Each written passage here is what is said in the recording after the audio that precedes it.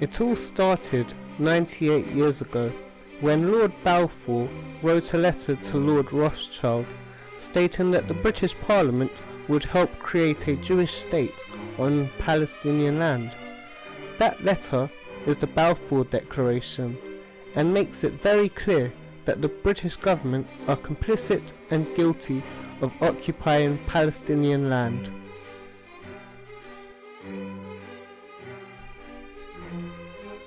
This picture was taken in May 2013 when John McCain thought it would be a good idea to meet with the Free Syrian Army.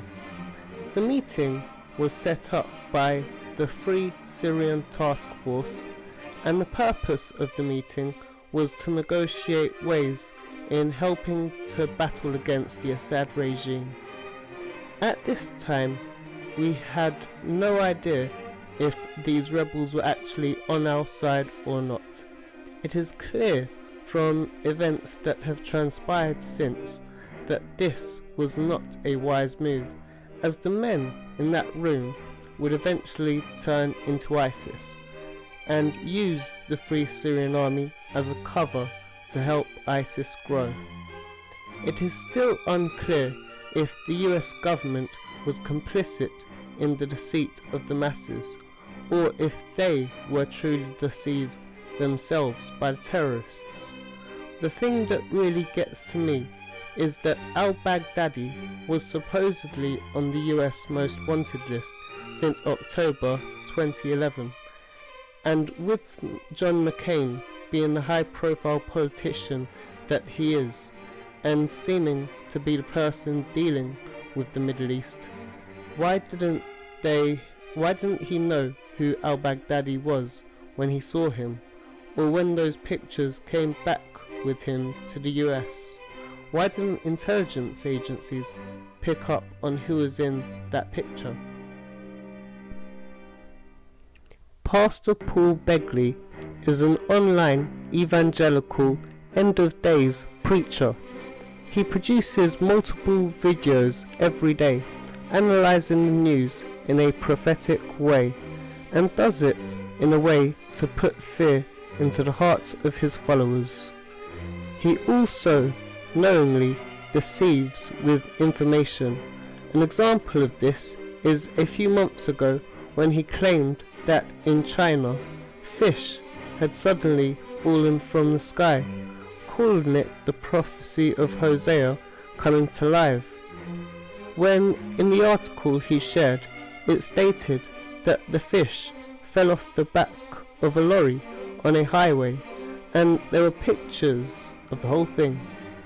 He also recently went to Jerusalem and was given the opportunity to interview Rabbi Yehuda Glick, who heads the campaign to rebuild Solomon's Temple for the third time, up on the Temple Mount, where the Al-Aqsa Mosque and the Dome of the Rock currently are, which are considered to be the third most holy Muslim sites.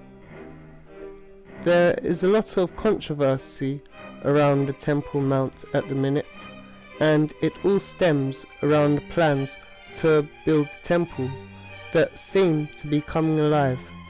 Yehuda Glick has stated that he has found $1 billion worth of gold under Mount Eilat in southern Israel, and plans to use it to fund the building of the temple up on the Temple Mount.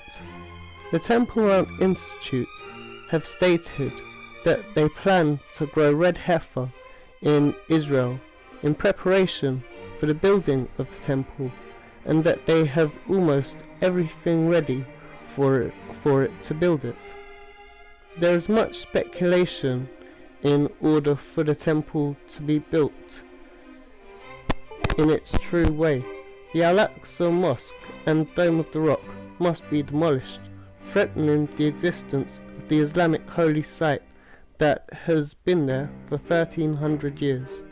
I'm sure Paul Begley and others are conspiring with the Temple Mount Institute to help their propaganda machine to gain blind support from fundamentalist Americans and also politicians, and it is a very dangerous thing. The UN released a report at the beginning of September that stated if Israel don't stop occupying Palestinian land, all Palestinians could be refugees within 5 years.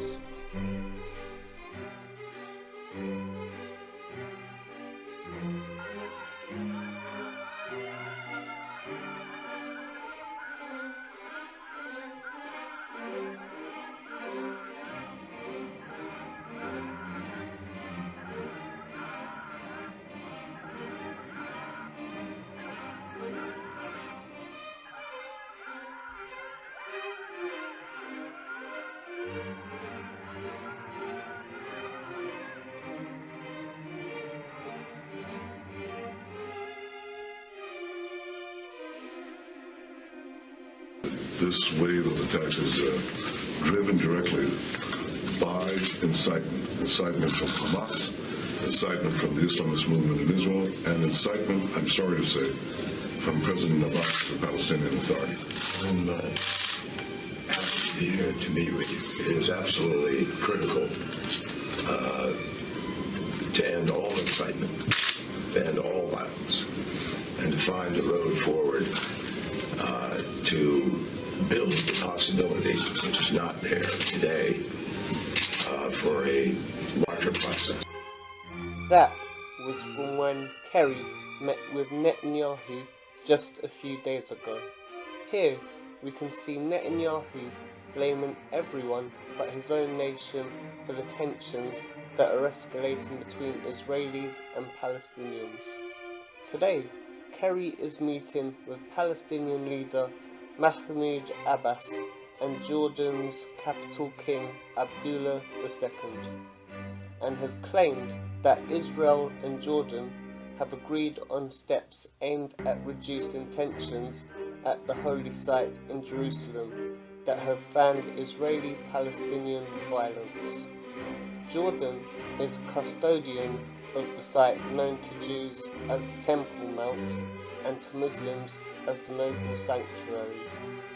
Kerry says the steps include round-the-clock video monitoring and Israel's reaffirming of Jordan's special and historic role as custodian. He also says Israel is pledging to maintain the rules of worship at the site and that Israeli and Jordanian authorities will meet about bolstering security. President Abbas and Secretary Kerry had a very in-depth, constructive meeting. The President began with the status quo in Al-Aqsa Mosque, and in full cooperation with His Majesty King Abdullah II of Jordan. I think Mr. Kerry got the message. I think the restoration of the status quo, whereby Al-Waqf will be the sole responsible for Al-Aqsa Mosque, is what will be discussed also today between His Majesty King Abdullah II and Mr. Kerry.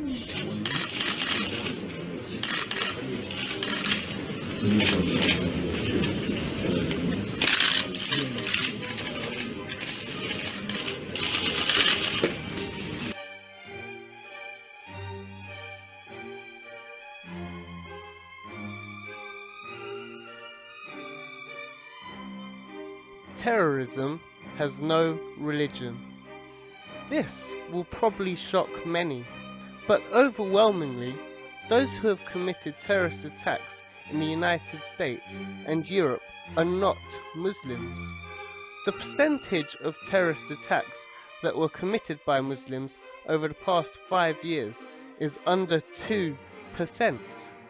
As Europol, the European Union's law enforcement agency, noted in its report released last year, the vast majority of terror attacks in Europe were perpetrated by separatist groups.